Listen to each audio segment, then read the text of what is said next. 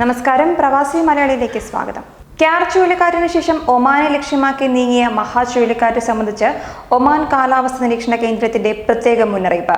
അറബിക്കടലിൽ പുതുതായി രൂപം കൊണ്ട മഹാ ചുഴലിക്കാറ്റ് അടുത്ത 5 ദിവസത്തേക്ക് ഒമാൻ തീരത്തെ ബാധിക്കാനിടയില്ലെന്നാണ് ഒമാൻ കാലാവസ്ഥ നിരീക്ഷണ കേന്ദ്രം അറിയിച്ചത്. ചുഴലിക്കാറ്റ് തീവ്ര ന്യൂനമർദ്ദമായി മാറിയെന്നും കാലാവസ്ഥ നിരീക്ഷണ കേന്ദ്രം അറിയിച്ചു.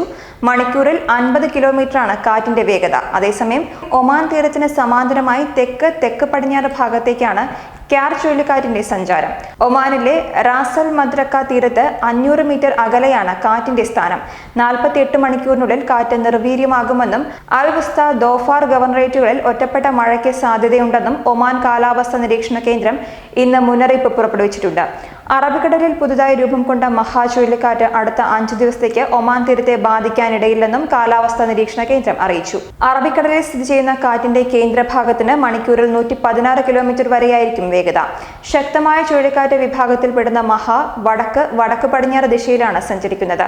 റാസൽ മദ്രക്കയിൽ നിന്ന് 1400 കിലോമീറ്റർ ദൂരെയാണ് കാറ്റ് ഇപ്പോഴുള്ളത്. അടുത്ത 24 മണിക്കൂർ മഹാ കൂടുതൽ കരുത്തു പ്രാപിച്ച് അതിശക്തമായ ചുഴലിക്കാറ്റായി മാറുമെന്ന് ഇന്ത്യൻ കാലാവസ്ഥാ കേന്ദ്രവും അറിയിച്ചിട്ടുണ്ട്.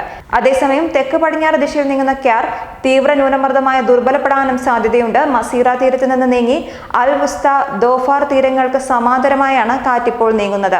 മണിക്കൂറിൽ 61 കിലോമീറ്റർ വരെയാണ് കാറ്റിന്റെ ഇപ്പോഴത്തെ വേഗത. അറബിക്കടലിന്റെ തെക്ക് ഭാഗത്ത് മഹാ ചുഴലിക്കാറ്റ് രൂപപ്പെട്ടിട്ടുള്ളതായും ഒരേ സമയം 2 ചുഴലിക്കാറ്റുകൾ രൂപപ്പെടുകയെന്ന അപൂർവ പ്രതിഭാസത്തിനാണ് അറബിക്കടൽ സാക്ഷ്യം വഹിക്കുന്നത്. അറബിക്കടലിന്റെ തെക്കുകിഴക്ക് ഭാഗത്തായാണ് മഹാ ഇപ്പോഴുള്ളത്.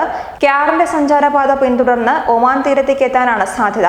മണിക്കൂറിൽ 111 കിലോമീറ്റർ വരെയാണ് മഹയുടെ കേന്ദ്രഭാഗത്തെ കാറ്റിന്റെ വേഗതയെന്നും സിവിൽ ഏവിയേഷൻ പൊതു അതോറിറ്റി അറിയിച്ചു. ന്യൂസ് ഡെസ്ക്, പ്രവാസി മലയാളി.